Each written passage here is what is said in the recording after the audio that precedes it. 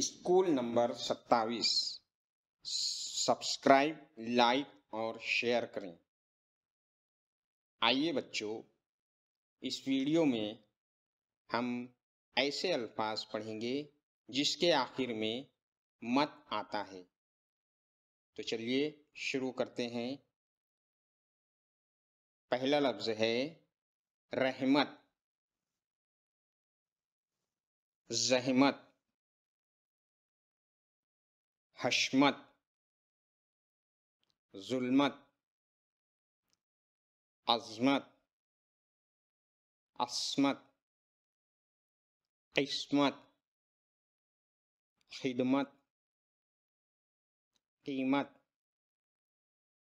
नेमत, हिकमत, तोहमत, हिम्मत, मुजम्मत, शामत। ये हो गया पहला सफ़ा। अगला सफ़ा देखते हैं। दामत, सलामत, मलामत, हुर्मत,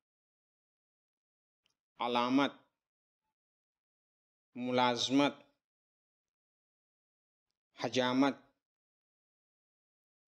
करामत,